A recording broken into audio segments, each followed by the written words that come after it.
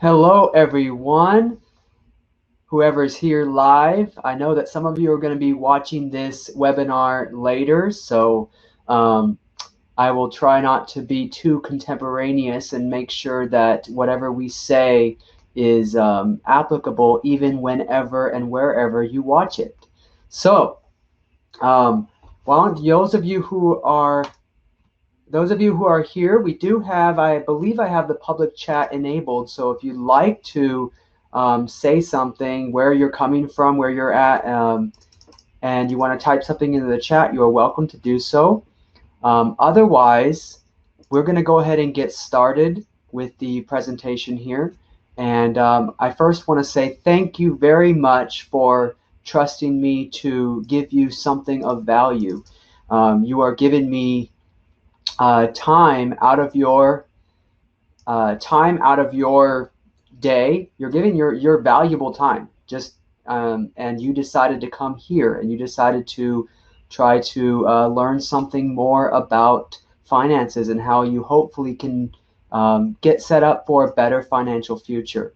So first thing we're going to talk about today is, first of all, why we want to get better with our finances. Okay, and so in your workbook, if you have not opened up your workbook, I would suggest you do so. It is in the email that I sent. I sent the last couple emails. There's an email that went out 20 minutes ago that also has a link. I will go ahead and type it in the chat as well.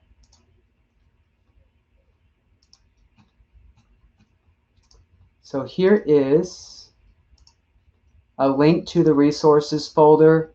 If you have not, oh, wait a minute. That doesn't look like the correct link. So let me try that one more time. I'm going to give you a link to the resources folder.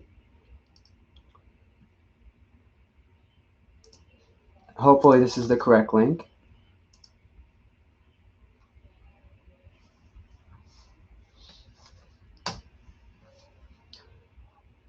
And of course you have it in your email. So check your email for the resources, and then you can open up the workbook and you can look at what I'm looking at. So we've got the Financial Hope Event workbook. We started on with getting motivated by finding your why. So if you do not have vision of and a better belief, or a belief for a better future, if you don't have a why that's deep within you, that I really need to get my finances together, because if I don't, I won't be able to, and you fill in the blank. If you don't do that, if you don't have that reason, that motivation, then you're not going to really have a whole lot of, you're not going to get a whole lot done with your finances. You're not going to make a whole lot of progress. So the first thing is to start thinking about why you want to be more financially free, secure, peaceful, and so forth. So here's some questions that you can start asking yourself. What would it be like to have money to give generously? What if I didn't have to worry about money? How would it feel to live from a place of prosperity instead of a place of scarcity? How amazing would it be, and this is getting a little bit more specific, would it be to be able to write a check to send that young person on a missions trip? How amazing would it be to be able to retire and know that I'm not going to be a burden on my family?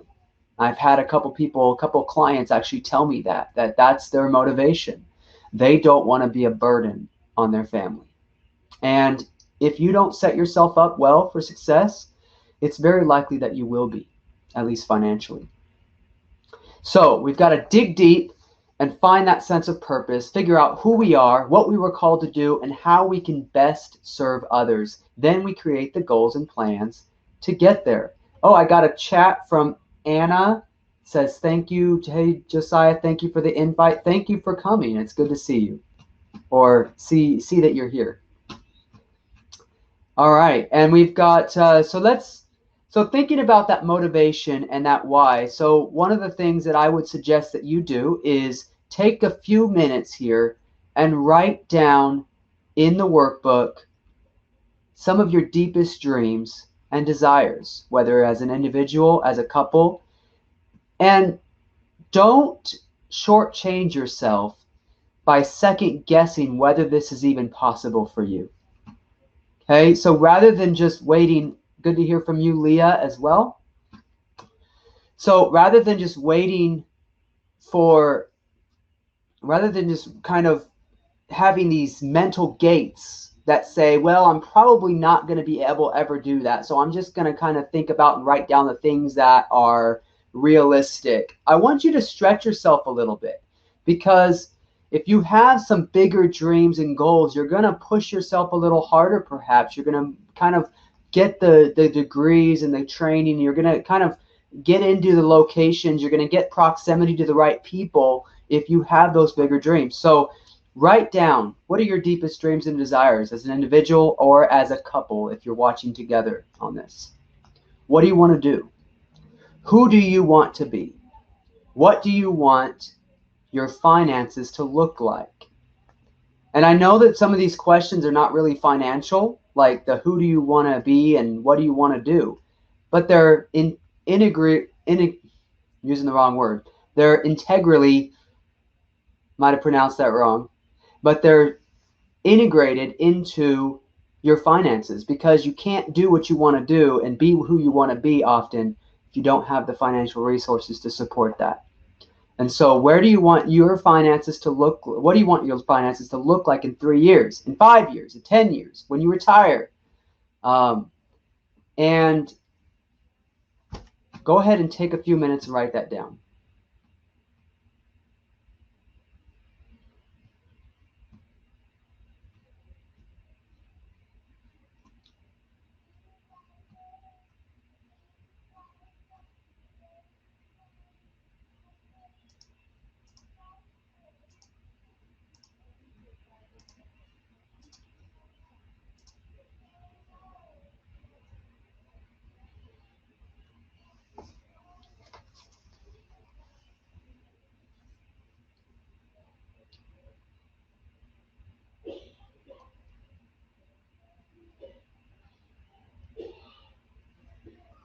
I'll give you about 30 more seconds to think and write.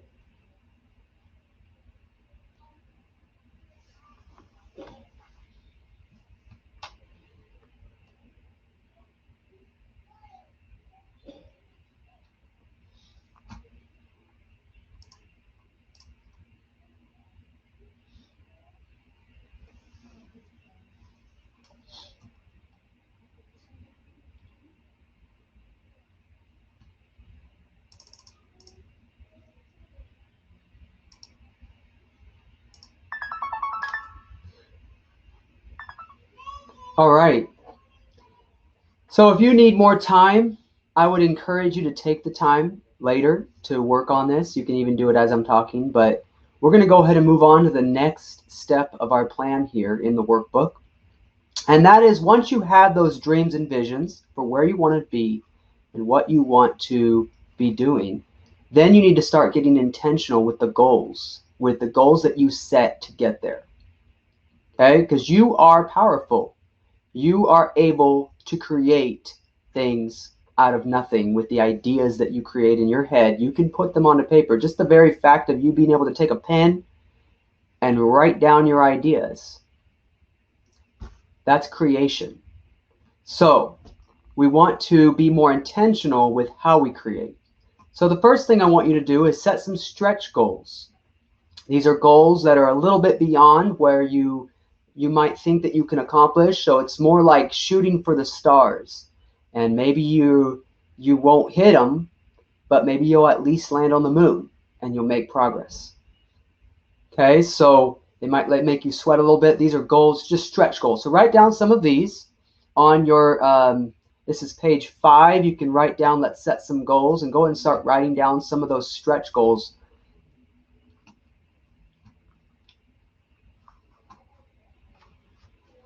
And if you have any questions on anything, please go ahead and type it in the chat or the questions. I think there's a questions button somewhere.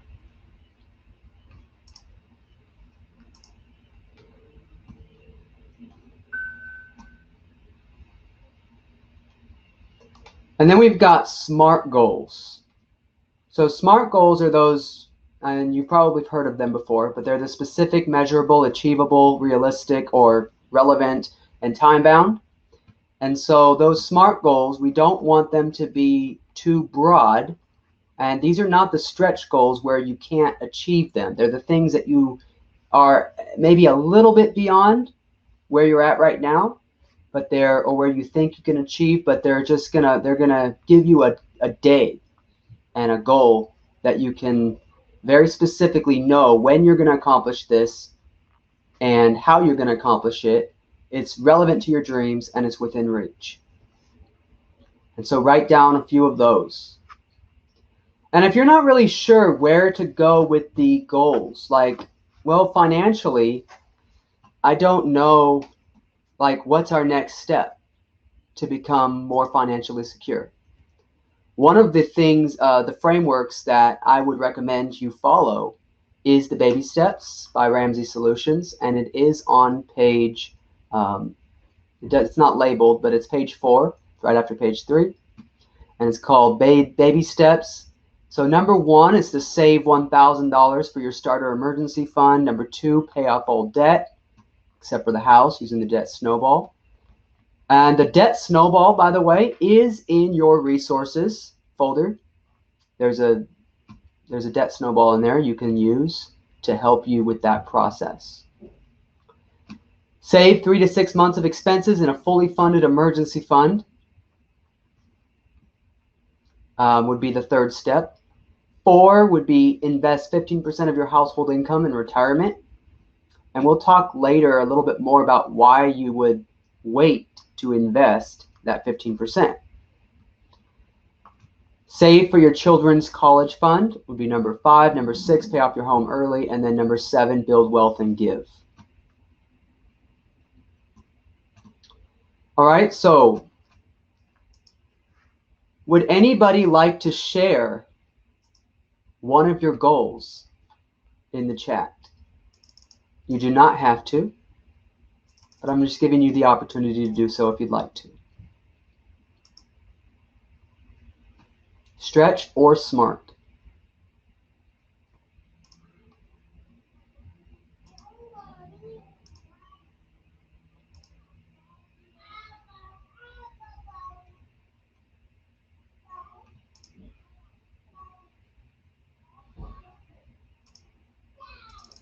All right, then we're going to go ahead and move on to the next section here. So we're looking at getting focused. Once you're intentional with your goals, you've set some stretch goals, some SMART goals, you know what you're planning to do, what your plan is. Now we need to start figuring out how to get there. Okay? So this is the nuts and bolts.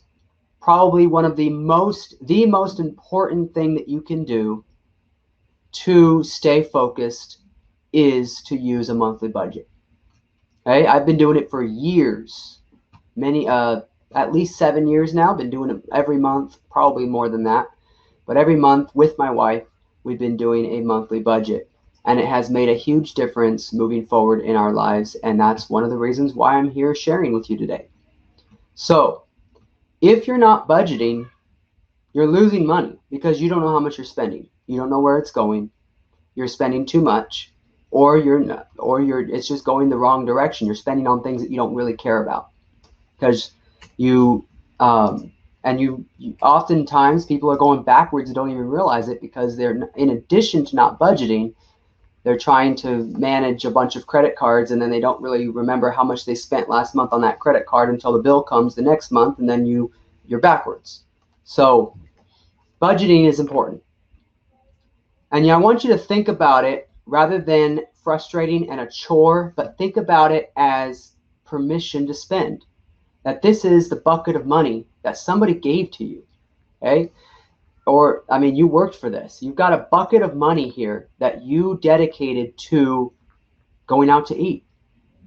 And you've got $100 to spend, or $200 to spend, or $50 to spend. And you can do it however, whenever you want, because you know that that money is available for that purpose, because you budgeted it. And that's the idea. That if you know exactly where the money's coming from, where it's going, where you are, what your goals are, so where you want to direct the money, you're going to be much more successful with it. So you want to focus it on what matters when you budget, rather than just putting it in different buckets. The reason why we started with intentional and getting motivated, the dreams, vision, goals, is because if you don't have that dream and that vision and those goals set, then you don't really know what to focus your money on and where to put it. So I would suggest that you use an app called Every Dollar. It can help with the process. I actually already sent out the Every Dollar, or a video that I created on showing you exactly how to use Every Dollar successfully, how to set it up and how to use it, along with a guide. So I think if you click on the resources folder in the chat, you should notice, or you should be able, or in the email, you should be able to access that guide, and it's called the Every Dollar Budgeting Infographic Guide, I believe. And that's just it'll just lays out the process really clearly, really simply, and tells you what to do to get started with that monthly Every Dollar budget.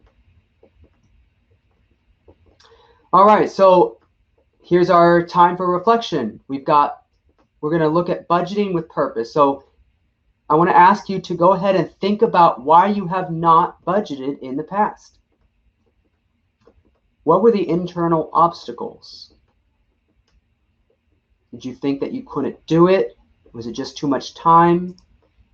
Was there you just couldn't figure out whether it was going to be valuable? You didn't see the point? What were the external obstacles? Maybe you didn't have time. Maybe you didn't have any support on it. Maybe you couldn't really budget because you weren't really in charge of the finances, or because you would budget and then somebody else in the family, whether your spouse or kids, would spend money and you didn't even know that they spent it, so it messed up the budget and you just gave up. How can you change your thinking around budgeting? How and when will you get started with a monthly zero-based budget? Who will be your accountability partner, and how will you work with them? Those are some questions I want you to reflect on. If you have any other thoughts about this budgeting, you can put that into the box as well. I think I don't know if I mentioned earlier, but these PDFs should be fillable. So you should be able to click in there and start typing into the box.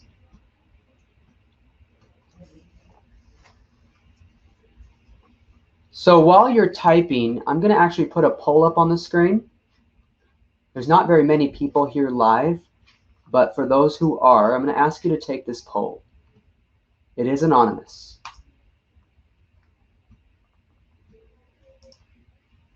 I'm going to put it up for a minute and a half, and you can do the poll and then type into the notes.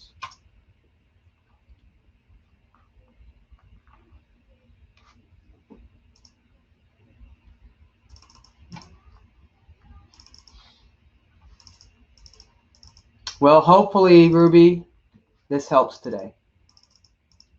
I hope this helps you today. Watch that video. And if you have any other questions or need further help with that, let me know.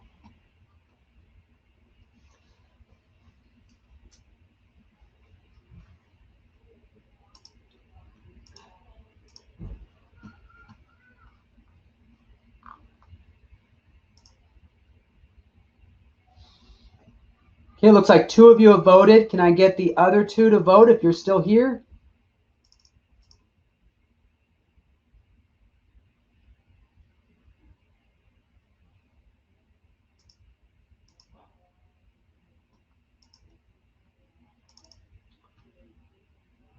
$25 left for the poll.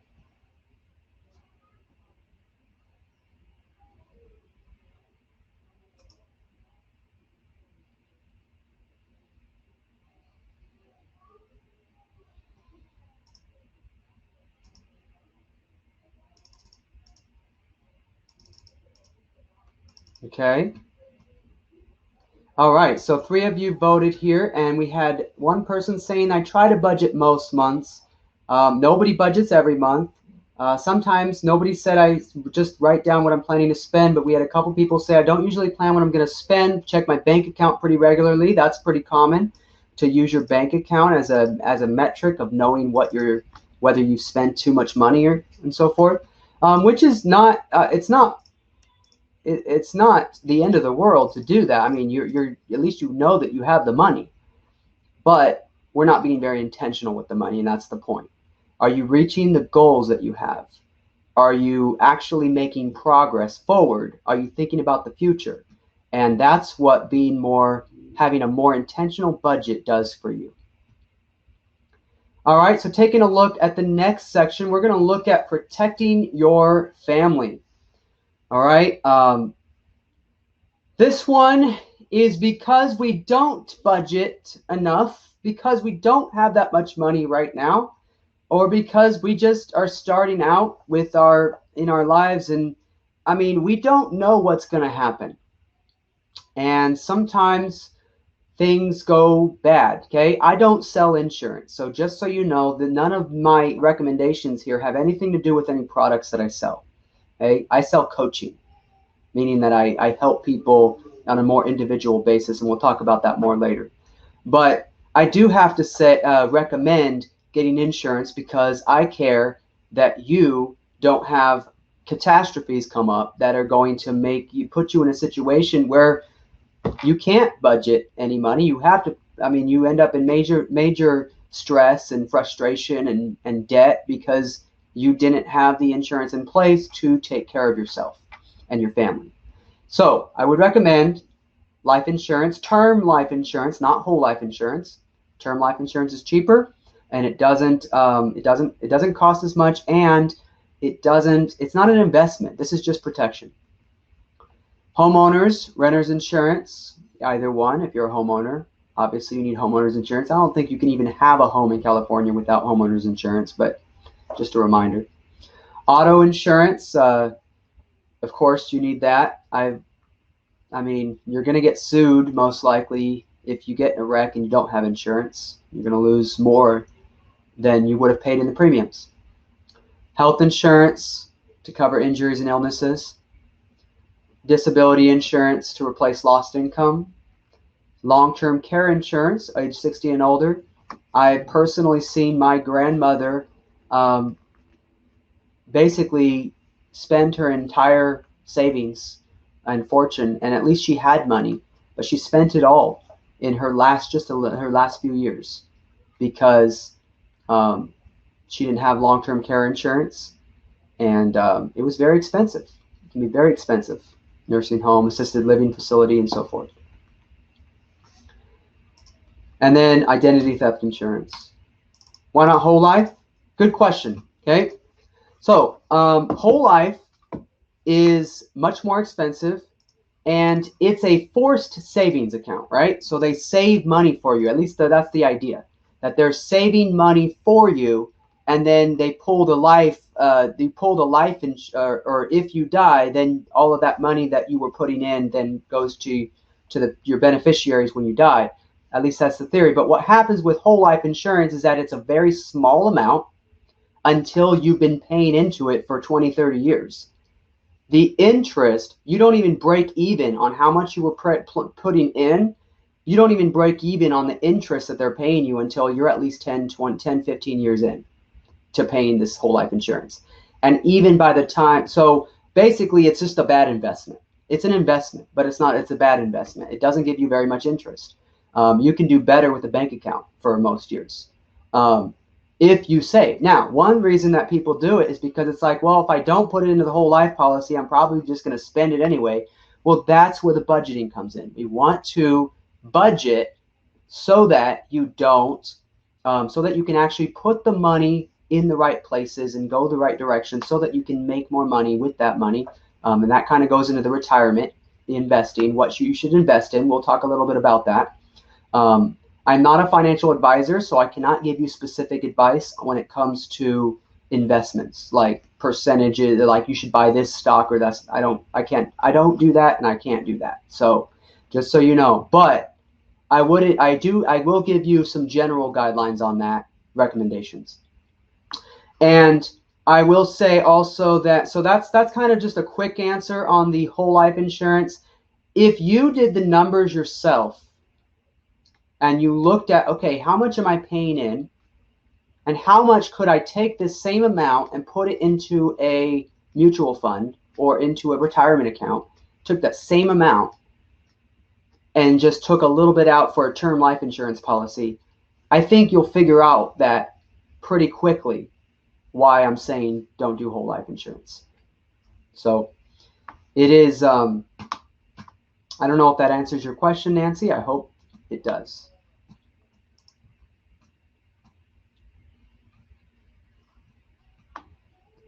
I've read a lot of articles on it and I've done my own research, and that's what I've come up with. So identity theft insurance, that's not really insurance. That's just identity theft protection. That's just a suggestion there. All right, and then the last thing, everyone 18 and older should have a written will. If you die without a will, then it's supposed to just go straight to your kids, but it could get very complicated. So you want to make sure that you have some kind of written will to make sure that your kids don't have to worry about the complications that arise if you don't. And it doesn't really cost anything. It's free. You can do it. Well, it's not free.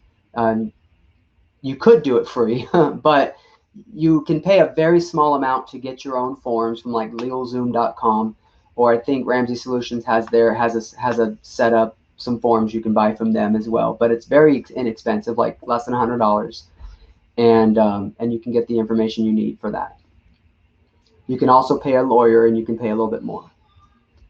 Start the process today. So here is just an opportunity for you to write some stuff down about insurances. Do you have everything on the list? If not, what can you do to start the process? Better protecting your family. Do you have a will? Why not?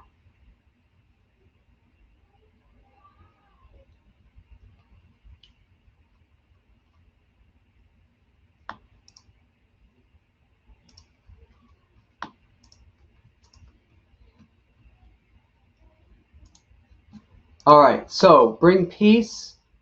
The next section we're going to look at, sorry, I was just looking at a comment in the chat. I'll address that later. So bring peace to your relationships, okay?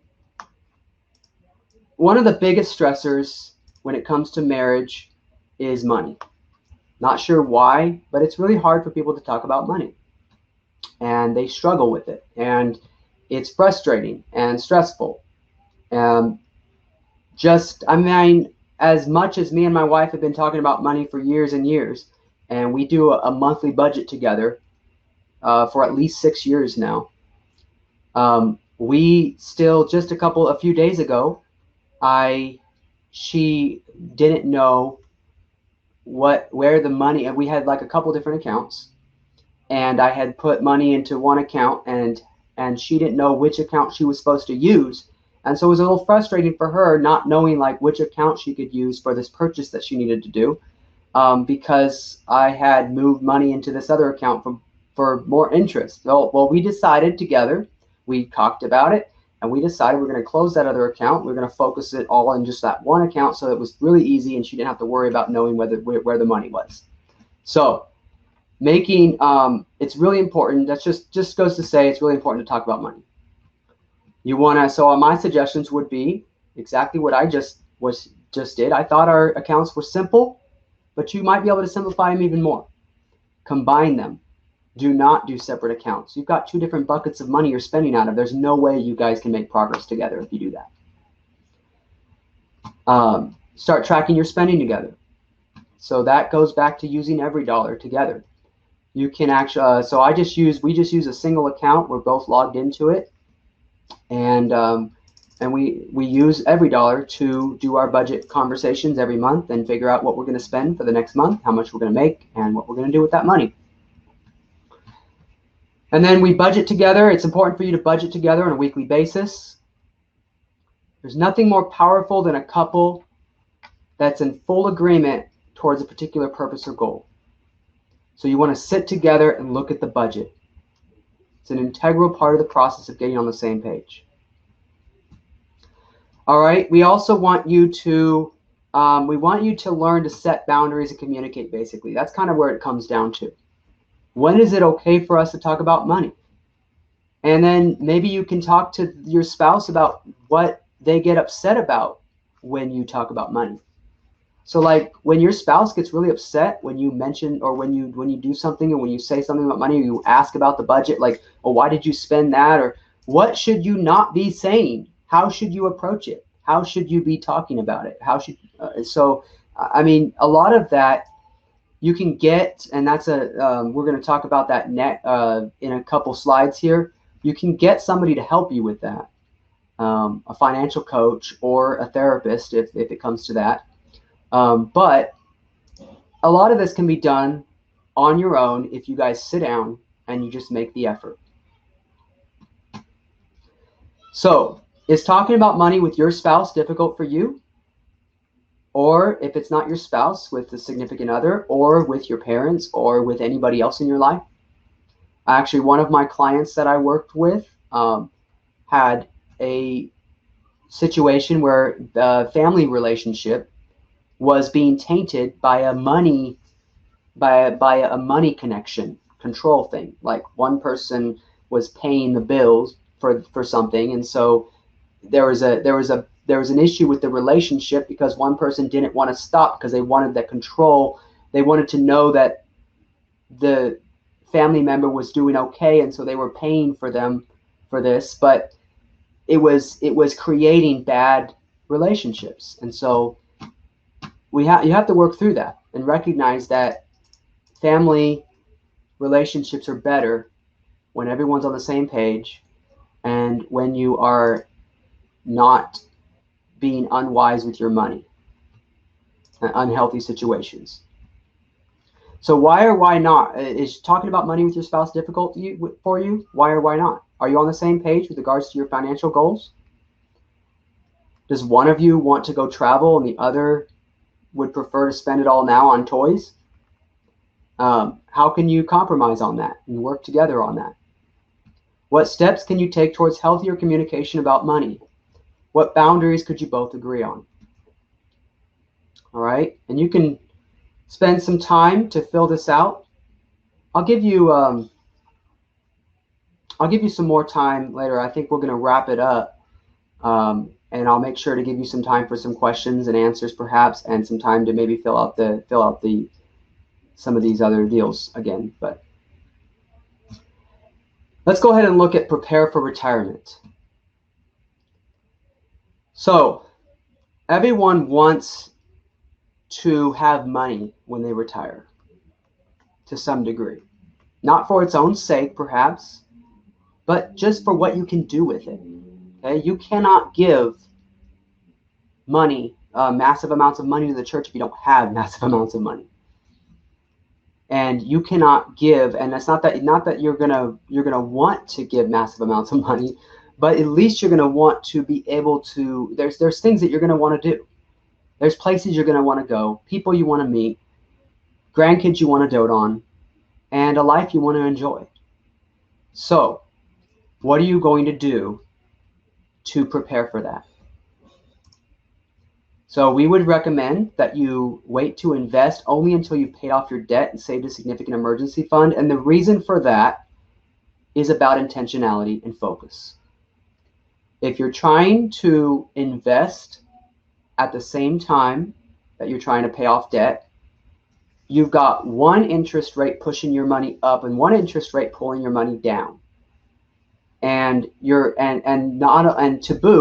add to that, you've got a lack of you don't really, it's more complicated, so it's harder to be intense and focused on that one goal. When you've got multiple goals, one goal to retire or to invest in retirement, one goal to pay off the debt, one goal to save money for a car, one goal to save money for an emergency fund.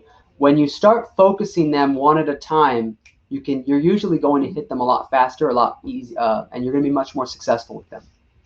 So start immediately. If you paid off your debt, saved a significant emergency fund, then start immediately and invest 15% of your income every month, retirement account. It will grow exponentially. It is absolutely amazing how fast your money will grow. For example, if you type in, if you just type in retirement calculator online and you start putting in so much money every month, and you times that by the amount, let's say 15%. If you put in 15% of your income, and let's say you're putting in $10,000 a year, and you've got an 8% interest, it's going to compound, and you're going to have millions within 20, 30 years if you start early enough. And if you're later in life, then it won't grow as quickly. You don't have as much exponential growth. The curve won't go like up like this. It'll go more like this. But you're still going to make money. It's going to help for when you're ready to retire. All right, do not borrow from your retirement. You're stealing from yourself. Don't invest in anything you don't understand. So here's the recommendations, as I said earlier. I would say 4 different types of mutual funds. I would say stick to mutual funds. They're already diversified. Oh, 8% interest, where do you bank? Good question. No, so 8% interest, I'm referring to mutual funds. I'm referring to a good mix. If you get a good mix of good mutual funds, you can easily get 8%. In fact, mutual funds have been averaging 11% lately. So, and in fact, the S&P has been averaging 11, 12%. So it's retirement. We're talking about retirement accounts. We're not talking about savings accounts. Okay, banks don't give you interest. I mean, it's negligible. You won't get anything from banks. I mean, maybe 1% if you're lucky. So yeah, we're talking about retirement accounts. We're talking about mutual funds. We're talking about paying attention to where that money is being put. Okay, so 25% growth in income stock mutual funds. Growth, 25% into growth mutual funds, 25% in aggressive growth, and 25% into international funds. And then I would suggest you talk to a financial advisor, to do this. Okay. And if you need a financial advisor recommendation, you can contact me via email or call me and I'll give you that recommendation. If you're consistent, intentional, and forward thinking, you will recognize that the tortoise wins every time. You're going to be in a great position financially when you retire. All right. So here's some questions to think about and write down. Are you saving for retirement? Why? Why not? What has always made you nervous about investing? What will be your next steps when it comes to investing for retirement? How do you want to set your family up for success after you're gone?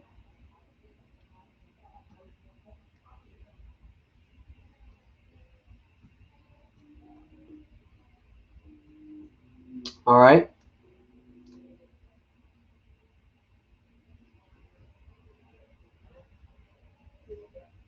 So I'm going to go ahead and jump to the final section here. Get a financial coach. This is not in your plan, okay? But this is if you feel like you need extra help. That's what I do. And so I would be remiss not to offer that to you. So we follow the steps. We should all be millionaires because all the information we need to get where we want to go financially is out there. We should be able to do it. But we're human. We have deep-rooted behaviors and habits. We know what's best, but we don't do it sometimes. Okay? It kind of comes back to Paul when he said, "I know what I ought to do, but I don't do it, and I do what I know I'm supposed to do, or I know I'm not supposed to do." try to break down that verse. But we carry our thoughts and beliefs about money from when we grew up. We carry that into our relationships. We have disagreements, stress, frustration. We have trouble staying motivated. We can't seem to get ahead of the payments. We can't seem to get a hold on the budgeting. We never seem to have anything left to save for retirement. And so what a financial coach does is helps you to stay motivated and accountable through the personalized help with the ongoing support. So they can help you with your unique situation, clean up the mess, get back on track, shift your mindset, change your family tree, and get a financial, be on the way to a better financial future. So if you want some help, get a coach. So have you ever worked with a coach, financial or otherwise? This is on your reflection page. There are people, I had no idea that they paid this much. Yes, you can. Awesome.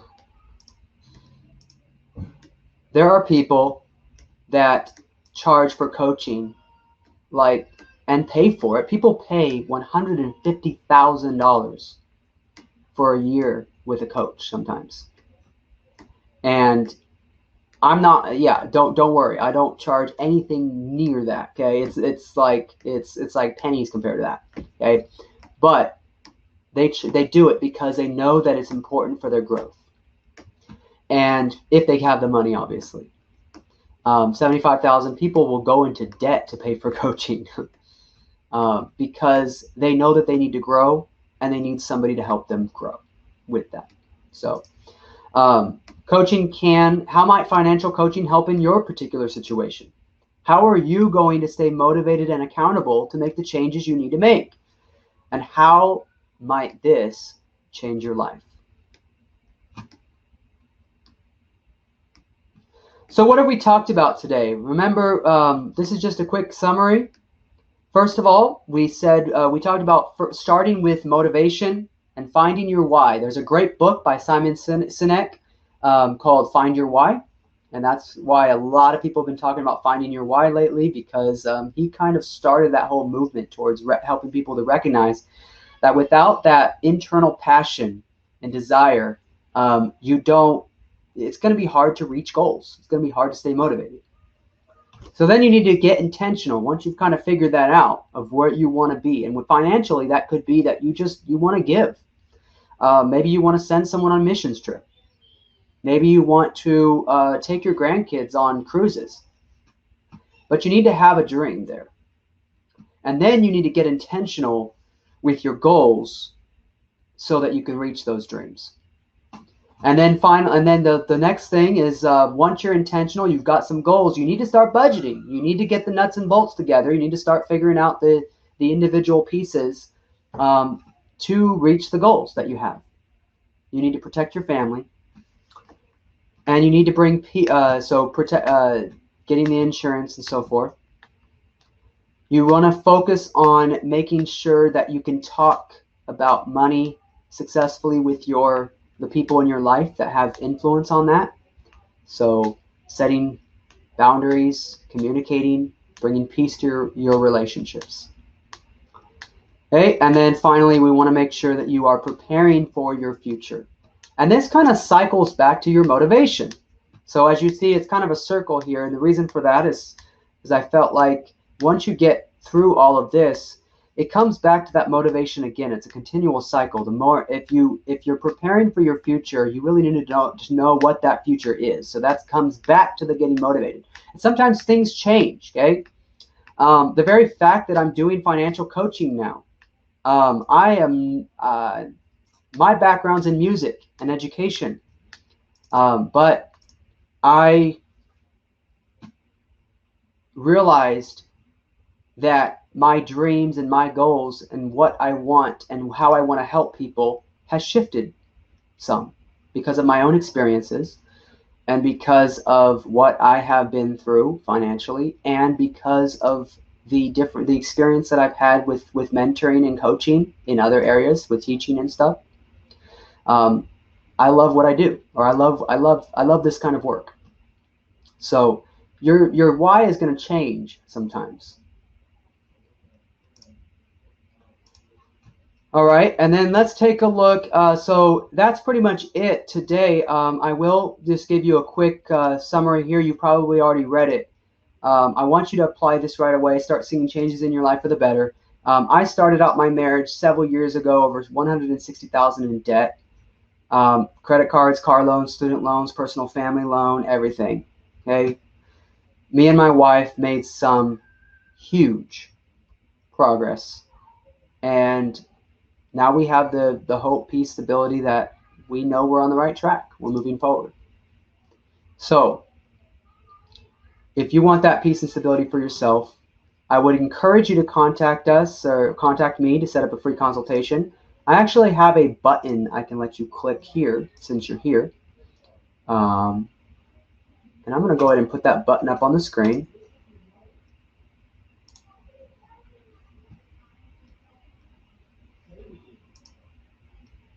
I just realized that there's a poll still active. How do I make that unactive? I guess I don't. Oh, there it is. Okay. So here is a consultation button that's going to pop up. When you click on this, it'll do a free consultation. Basically, it'll help you schedule one. Whether discuss your goals, whether coaching is going to be a good fit for you, whether it's something that would help you. Okay. And if you don't feel like you can do this on your own, no problem. This is just an offer to help. Okay. So are there any, I'm going to leave that button there, but are there any questions about anything that we've talked about today? Getting focused with the budgeting, or the baby steps, or the financial goals, or the dreaming for your future, or maybe there's something that I didn't talk about today that you wish I would have talked about. Maybe there's some other issue you've dealt with financially. I'm actually working with a client right now that's dealing with some debt with debt collectors. So is there anything else financially that you guys have questions about? Just wondering.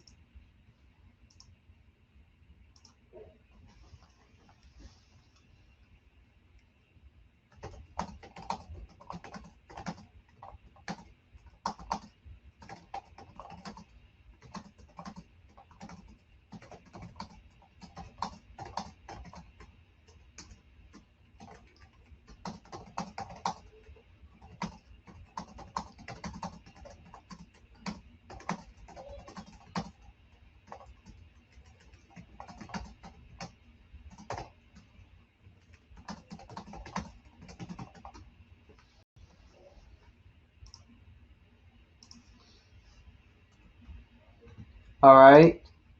Just let's see what student loans. Student loans.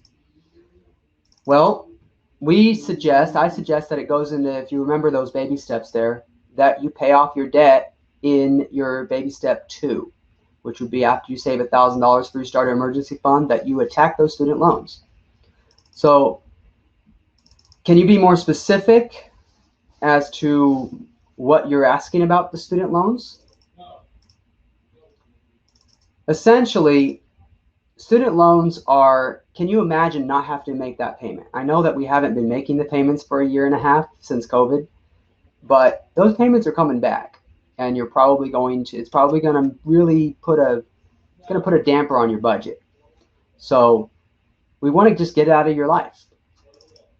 And the best way to do that is to pay it off. It takes time. Some people have massive amounts of student loan debt. Like I said, we were 160,000 in debt.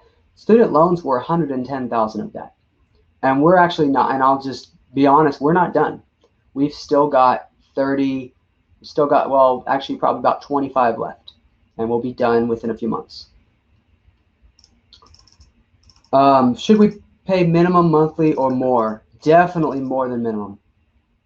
But you don't want to do it more than minimum if you're trying to do a bunch of other stuff. You want to focus on it. You've got to start the budgeting first. You've got to get focused and intentional with the budget first, so that you know how much you're spending towards the student loans. And especially if you've got credit card debt, get rid of the credit card debt first, because that's going to be higher interest and it's going to be lower amounts usually. How do you get it to pay towards principal? It depends on your servicer, but most servicers, when I say servicer, I mean the website that you make the payments on. Usually they have a option, a checkbox that says apply towards principal. And you want to, sometimes they'll push off your payment when you pay over. They'll push off the payment for like 3 months or 4 months if you paid a whole lot over. You don't want to let them do that. You want to be paying extra every month to shorten the term of the loan. Definitely do not open more credit cards to help bring down the debt. Credit cards is 16, 18. Navient. Yeah, I don't know specifically much about Navient. I'm working with somebody else who has Navient. And I don't know. And I'm going to finish answering the questions or telling you more about the credit card debt. Okay. So, yeah, the Navient, I don't know much about that. But the credit cards. So bringing down the debt. Credit cards is high interest, generally. Student loans are usually only 4, 5, 6%. Okay? It depends on when you got them and who you got them from. But credit cards are usually at least 15, 16%, if not over 20. So credit cards are a horrible way to pay. You're basically borrowing money from the credit card company, and then you're telling them you're going to pay them back, and oftentimes you're not able to pay them back before their 0% interest time is up. And so because sometimes you'll get like 12 months free 0% interest. Well, most people don't pay off their debt in 12 months because that 0% interest, they have the behaviors and the habits that never led to them being able to be more successful with that. So that's why I said it all comes back to the budgeting. But yes, so here's how I would do it. I would do the snowball, and not a snowball according to the interest so much, but snowball according to what is the highest debt, what is the lowest debt. Start with the lowest amount of debt. Why? To give you motivation and to start applying those payments towards the next debt. So let's say you have a $2,000 debt and a $6,000 debt. Do the $2,000 debt first so that you can knock it out and start immediately applying the rest of those payments that you were putting towards the $2,000, and you can start putting that towards the $6,000. And it will increase the amount that you are that you're paying off, and it will keep the momentum going. It'll keep you motivated. Okay, when you think about the one thing I didn't mention here, though, is when you're doing that, you obviously can't stop making the minimum payments on the $6,000 debt. So you still have to make all your minimum payments, but whatever extra you have on top of minimum payments, you throw it at that smallest debt until it's gone. Thank you for the questions on that, Leah. Any other questions?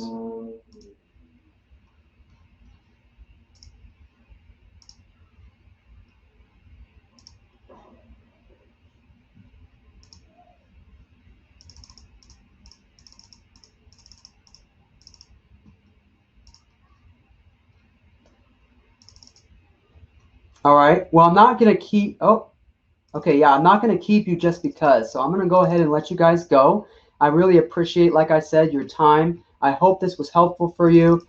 And I would like to, if you need more assistance, you can schedule the free consultation and I can work with you then. And if you want coaching after that, we can do that too. So otherwise, you guys, good luck with everything. And I wish you the best. We'll see you hopefully another time. God bless.